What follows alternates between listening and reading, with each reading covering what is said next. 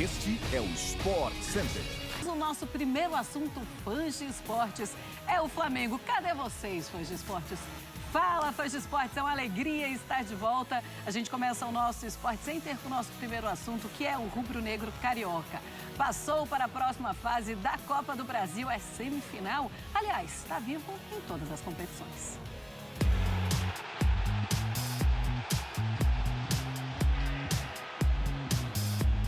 O Flamengo pulsa nas três frentes: Brasileiro, Libertadores e Copa do Brasil. Mantém muito vivo o sonho da verdadeira tríplice coroa. E vai precisar de elenco farto.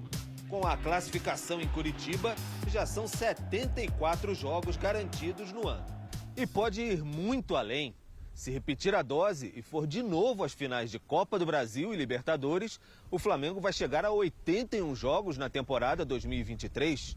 Um efeito de comparação, o Flamengo, em 2021, foi a 75 partidas. Em 2022, chegou a 77. O calendário inchou ainda mais com a maratona de decisões no início de 2023. Supercopa, Recopa, Mundial, final de Carioca. Por isso, tantos refuerzos a Sampaoli, Rossi, Luiz Araújo, Alan, De La Cruz e Claudinho ainda na mira. E o torcedor não quer nem ouvir na chance de uma proposta do Al Nassr de Cristiano Ronaldo por Arrascaeta. Afinal, o Flamengo rema em todas as frentes. Quanto mais braços ou pés, melhor.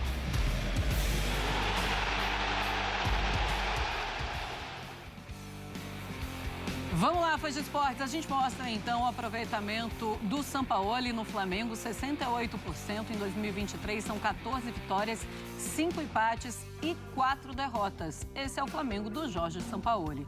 Vamos falar, então, com os nossos comentaristas. Boa noite para o André Kfouri e também para o Gustavo Zupac. Fala, Kfouri, tudo bem? Marcela, bem-vinda de volta. Muito obrigada. Espero que você tenha descansado e tenha chegado com toda a energia para retomar o Sport Center aqui ao nosso lado todas as noites. Boa noite, Gustavo. Boa noite aos amigos e amigas do Sport Center. Dá para a gente falar que o Flamengo sofreu ontem durante um bom período do jogo, mas também dá para falar que prevaleceu a superioridade técnica. O Flamengo fez por merecer estar classificado para a sequência da Copa do Brasil. Evidentemente é um candidato, é tão candidato quanto era antes do torneio começar, mas agora a gente tem mais elementos, porque o jogo do Flamengo está andando para frente, está evoluindo com o Jorge Sampaoli. E o fato do Gabriel Barbosa, aí polêmicas à parte, eu sei que tem coisas que a gente precisa tocar e vamos falar, vamos comentar. Mas, de novo, ontem a gente falava aqui, né? O Luciano perguntou para mim e para o Gustavo sobre esse costume do Gabriel de estar ali no lugar certo, na hora certa e tal. Mais uma vez, entrou mais um gol na estatística de decisões nas quais ele tem uma participação direta. Isso não acontece por acaso, isso não é uma coisa assim que pode ser explicada cosmicamente. O futebol tem esses jogadores e ele é um deles. Pois é. Fala, Zupa, tudo bem? Tudo bem, Marcela? Boa noite. Vamos falar, então, desse rubro-negro que realmente tem evoluído mais uma vez, brigando em todas as frentes. E a gente está vendo o Sampaoli pode ter sofrido, mas é muito eficiente. É muito eficiente, é o momento mais estável do Flamengo na temporada. É um crescimento que já se observava antes da parada para a data FIFA. Depois teve aquele primeiro susto com a goleada sofrida para o Bragantino. Uma vitória jogando mal, preguiçosamente contra o Santos. Mas o time retomou um crescimento que já vinha e está dando os seus passos, está chegando forte em todas as competições. Está nas oitavas da Libertadores, embora tenha passado em segundo. Está em segundo no Brasileiro, embora muito distante do líder do campeonato. E está na semifinal de mais uma Copa do Brasil. Eu nem acho curioso, né? Ontem o placar foi mais folgado do que no jogo da ida. Mas o Flamengo jogou melhor no Maracanã do que em Curitiba.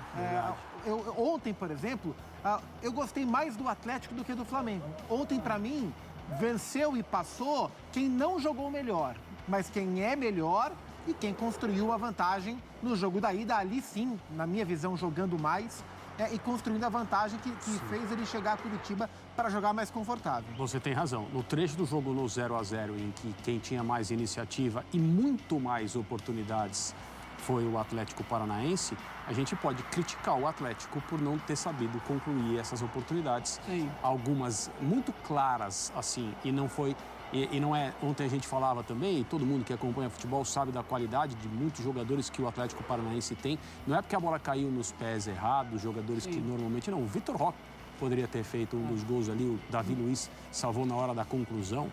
Outras, cabeceio muito perto da linha do gol, situações em que dava para sentir o Flamengo realmente sofrendo. Mas aí teve uma jogada que acontece no futebol, a gente fala muito disso aqui, é uma bola que espirra, bate em alguém e entra. O jogo se transforma completamente a partir do momento que o Flamengo fica na frente. As coisas deram certo para o Flamengo e não foram bem para o Atlético Paranaense no final das coisas. Eu vi finalizações 28-8, né? O primeiro tempo foi 12-2, mas certas foi 2-2. Então, assim, quando você enfrenta times como o Flamengo, times como o Palmeiras, e você tem chances, ou você aproveita essas chances, ou você possivelmente vai ser castigado, porque esse nível de time que o Flamengo tem, que o Palmeiras tem, e no Brasil são só os dois, mas nenhum outro, eles não precisam jogar bem para vencer. Eles, se não jogarem bem, eles podem perder, como acontece. O Flamengo cansou de perder esse ano, perdeu muitos jogos.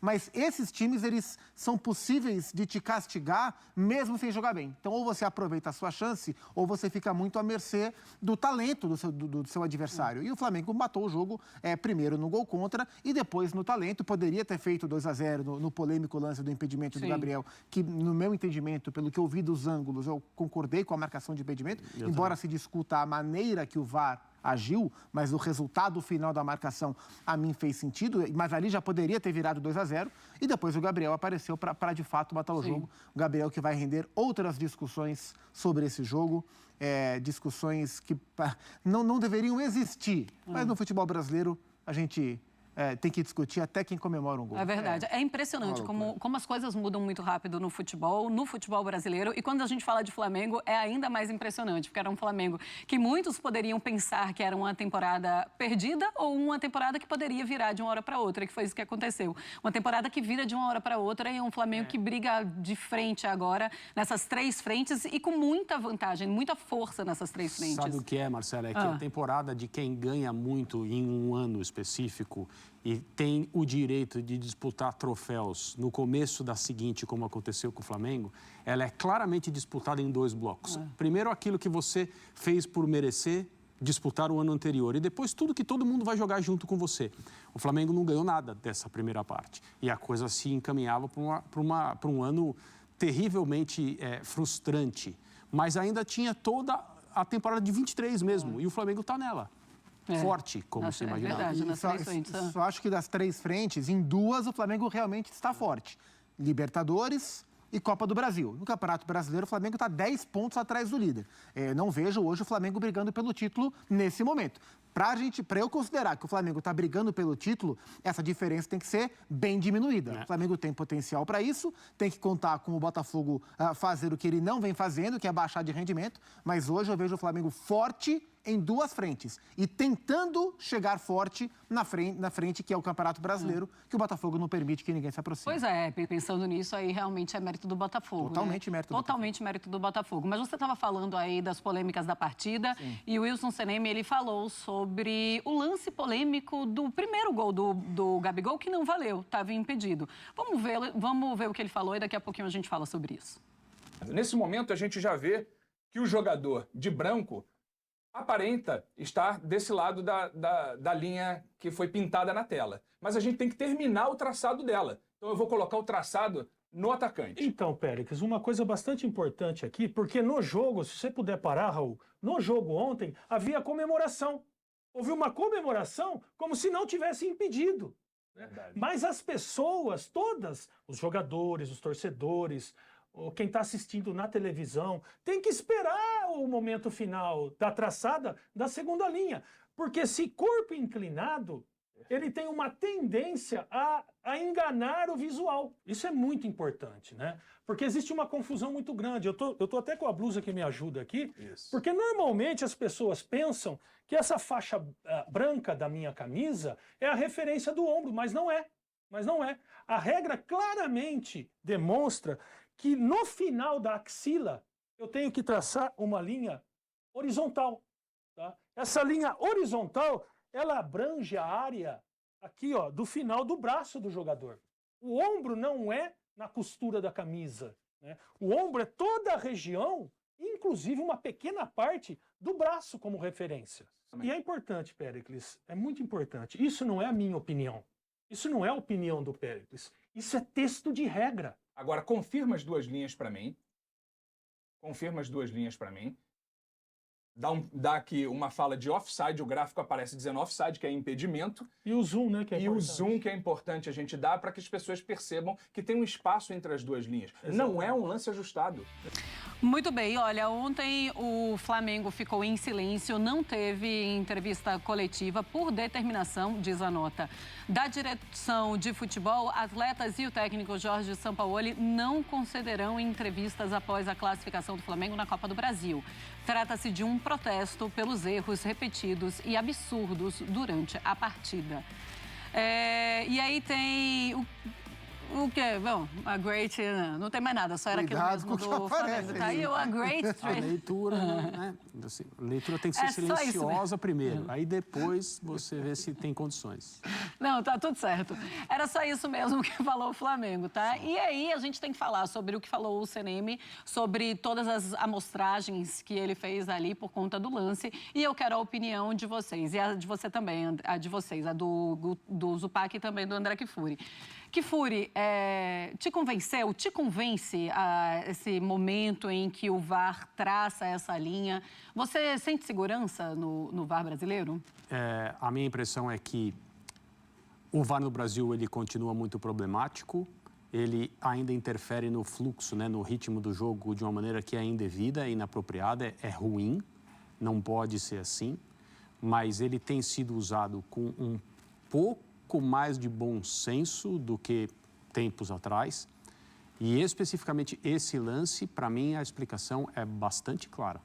Eu concordo com a marcação da arbitragem, eu entendo que o gol não deveria valer, impedimento marcado e demonstrado pelas linhas. E você, Zupá? Também. O que me incomodou, assim, primeiro, eu achei estranha a marcação da linha na região da axila do Gabriel, mas aí era desconhecimento meu, você nem me explicou o texto da regra. Eu entendia menos a regra do que eu deveria. O que eu senti falta foi da marcação do VAR com um ângulo melhor.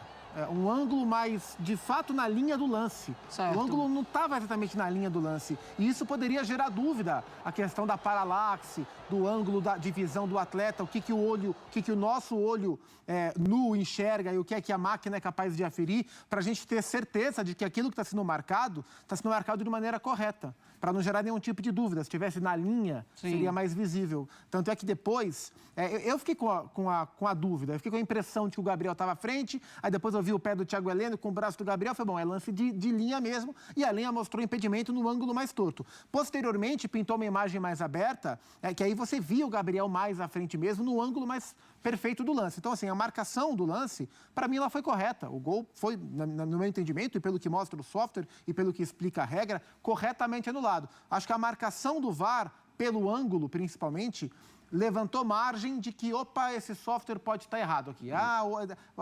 Não o software errado, mas quem operou a máquina pode estar operando de maneira equivocada e a marcação pode ter sido errada. Mas não, o gol foi corretamente anulado.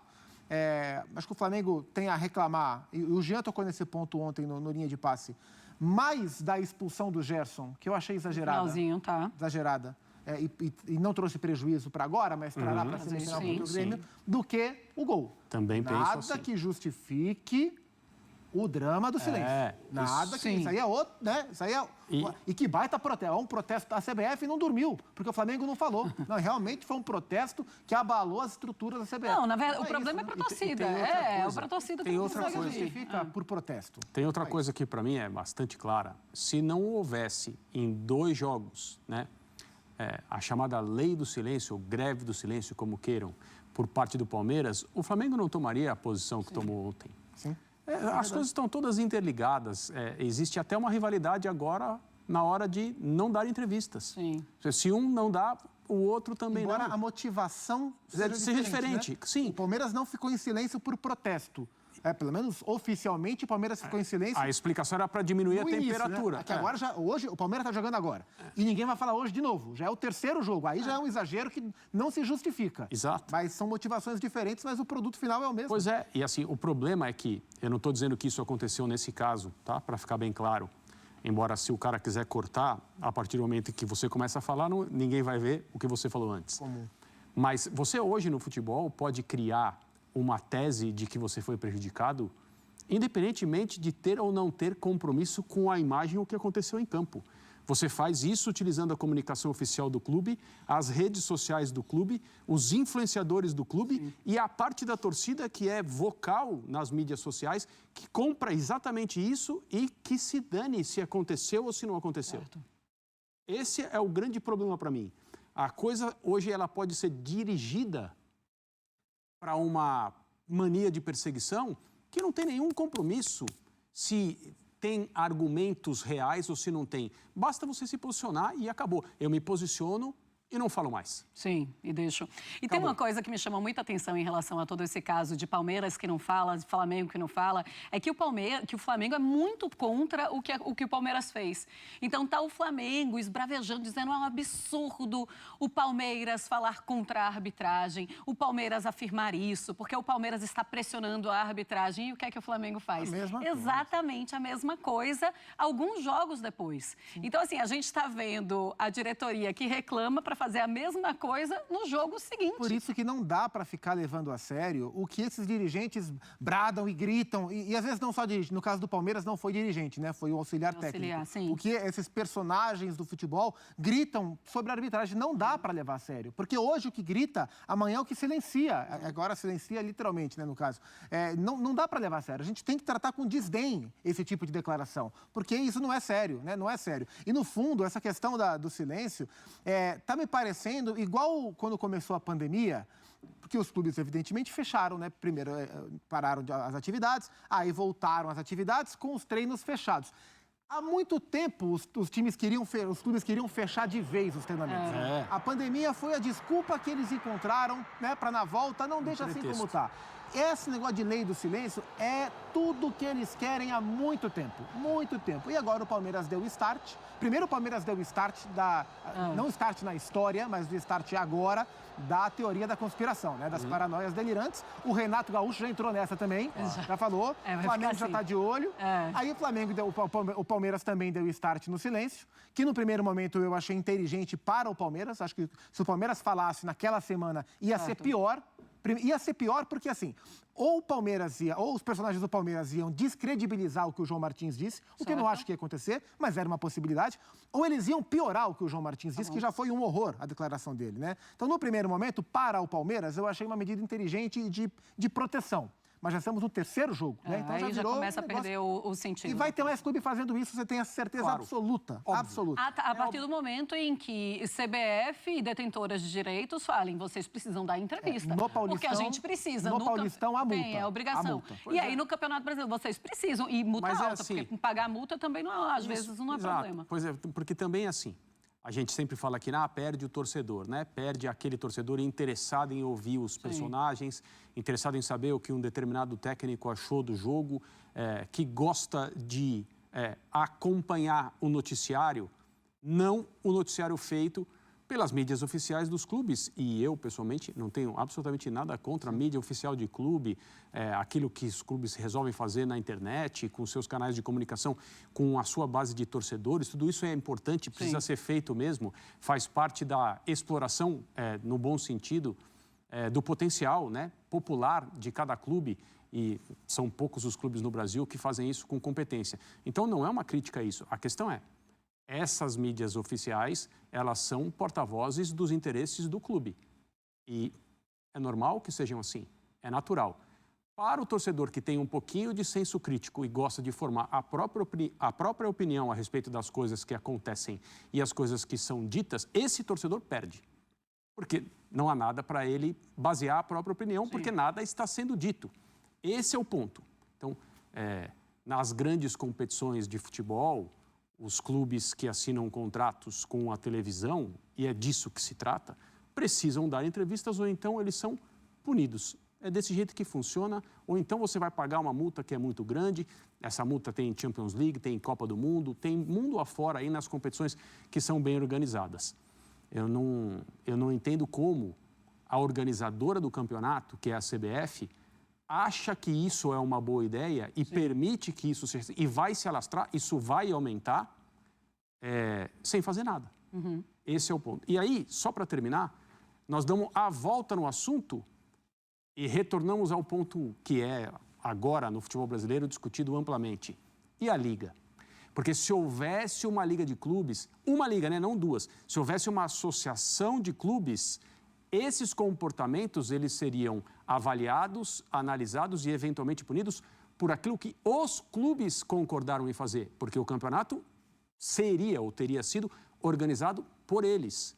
Agora, quando se tem uma entidade, que é a CBF, que hoje está sendo descredibilizada por declarações, assim, absolutamente sem nenhum constrangimento, levantando suspeitas sobre idoneidade, sobre honestidade, você acha que os clubes estão preocupados com, assinamos um papel aí que diz que nós temos que dar entrevista? Sim. Aí todo mundo reclama, todo mundo teoricamente reclama por um lado só, que é uma instituição que não consegue colocar ordem na casa.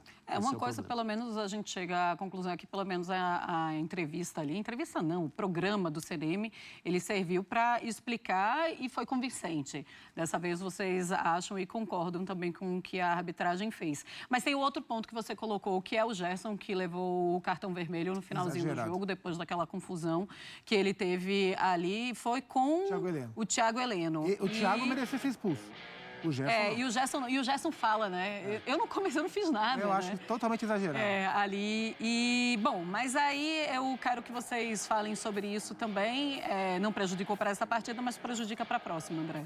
Eu não concordo com a expulsão do Gerson, não. Eu acho que foi um exagero. E muitas vezes esses exageros, acontecem porque o árbitro em campo, a equipe de arbitragem, ela não quer ser acusada de ter favorecido um lado ou outro. E aí, mesmo que, assim... É curioso, né? Porque se você expulsa alguém que não merece ser expulso, você está fazendo exatamente isso. Você está favorecendo um lado. Então, o erro ele não pode ser cometido a pretexto de não... de ser justo para os dois lados. Você não está sendo justo para os dois lados se você expulsa alguém que não merece sair de campo. Eu entendo que o Gerson não merecia ter sido expulso. Então deveria ser vermelho para o Thiago Heleno e amarelo para o Gerson? Talvez. A mim faria mais sentido. Mais sentido desse jeito. E quem foi prejudicado na história foi o Flamengo, porque o Atlético não reverteria mais o quadro a essa altura, né? Não reverteria mais. E o Flamengo vai ficar sem um jogador que é muito importante na primeira semifinal, né? Esse é um ponto de equívoco da arbitragem, mas nada que justifique a lei do silêncio. A lei do silêncio. Olha, teve cartão amarelo também para o Gabigol, depois que ele comemorou o seu gol. E ele comemorou da maneira como ele sempre comemora. Tá? Exatamente do mesmo jeito. O que diz a súmula do Braulio da Silva Machado? Comemoração de um gol por conduta antidesportiva ao se aproximar da mureta de proteção onde estava localizada a torcida da equipe mandante e celebrar o gol de sua equipe com gestos provocativos. Eu fico pensando, se ele estava lá na casa do Atlético Paranaense, da Arena da Baixada, ele ia sair procurando, cadê minha torcida? Cadê minha torcida para comemorar, né? E tal atitude resultou em diversos copos plásticos com líquido não identificado arremessados em direção ao jogador, conforme relato no item ocorrência do jogo. Está culpando a vítima. Nesse momento, sim, tal atitude resultou, né? Isso é culpar a vítima. É culpar. E aí tem também jogar um biscoito, ele come o biscoito também. Bolacha. Biscoito pra mim, pra vocês é bolacha? Bolacha, por favor. E aí tem isso, e ele come e... Antes ele fazer qualquer gesto que não é provocativo, tá? É o jeito que ele comemora. Já tinha copo com conteúdo líquido não identificado? Espero que fique assim. Antes, tá? Então, assim, esse texto tá na súmula, isso é culpar a vítima. E o Gabriel tomar um cartão amarelo por isso é um escândalo. Um escândalo o Gabriel tomar um cartão amarelo porque ele comemorou o seu gol, à sua maneira, na frente de quem ele quiser. Assim, gesto antidesportivo, provocativo, assim, a gente pode discutir se ele mostra o dedo para a torcida, se ele faz algum gesto realmente ofensivo. A gente pode discutir qual é o limite da provocação, porque, assim, a provocação, ela faz parte do jogo. A brincadeira faz parte. O Gabriel ser xingado pela torcida do Atlético Paranaense faz parte do jogo. O que ele não pode é ser ofendido em algo que ultrapasse os limites, né? Eu lembro muito da história daquele jogo do Vasco com o Sport, do Raniel. O Raniel provocou a torcida. Ele deveria ter feito isso? Talvez não. Ele pode? Pode. O que não pode é a invasão de campo que aconteceu, aquela loucura, né? Então, o Gabriel, ele comemorou o gol do jeito que ele comemora, na frente de quem ele quis comemorar, e não importa se tinha rubro-negro carioca perto ou longe, isso não é ofensa para ninguém. Isso não justifica a chuva de copo com líquido não identificado em cima de ninguém. O Gabriel tomar esse cartão, para mim, é uma ofensa ao futebol. É um escândalo esse cartão para o Gabriel. O Gabriel é um jogador de atitudes, às vezes, controversas, mas a gente tem que se ater ao que acontece a cada vez, a cada ocasião. A comemoração dele não teve 1 milímetro de diferença em relação ao que ele faria, normalmente faz, no Maracanã lotado de torcedores do Flamengo. Não teve absolutamente nenhuma diferença. Então, o que ele fez? Ele comemorou o seu gol. Como que ele não o faria diante da torcida do Atlético Paranaense se o jogo era lá? Não é que ele procurou um pequeno setor de torcedores do Atlético e foi ali. Né? Ainda tem a questão que a torcida do Flamengo estava em cima. Assim, e esse ambiente de provocação entre arquibancada e campo, isso faz parte da história do jogo. Isso tem que ser respeitado. Estranho seria ele não comemorar da maneira limites, que ele né? Desde que haja limites, né? E tem aquele exemplo que a gente precisa citar sempre, que esse tipo de abuso é cometido por um árbitro num jogo no futebol brasileiro. Há alguns anos, no estádio Santiago Bernabéu, o Messi fez um gol no final de um clássico com o Real Madrid, tirou a camisa dele, mostrou, mas assim, a metros da torcida do Real Madrid. Nesse caso, a torcida do Barcelona estava também em cima do outro lado. Ele foi ali e mostrou. Não voou nada. As fotos são engraçadas porque ele está sendo absolutamente ofendido por todas as pessoas ali, com gestos, né, e com gritos, mas alguém colocou na súmula que ele foi lá provocar a torcida, sabe, gente, assim, é muito, muito, muito feio mesmo a gente ler uma súmula como essa, um jogador que fez a sua comemoração normal, absolutamente nada diferente do que ele sempre faz e, eventualmente, levar uma punição por causa disso. A maior frase que eu escuto, a maior desculpa que eu escuto é não tenho dinheiro para começar. Cara, se você quer começar no marketing digital, começa sem dinheiro mesmo. Dá sim, começa com o que você tem agora, mas começa. Você deu sorte de viver na era, no tempo, no ano mais transformador, mais cheio de oportunidade que já existiu. Tá aí fazendo beicinho, corpo mole?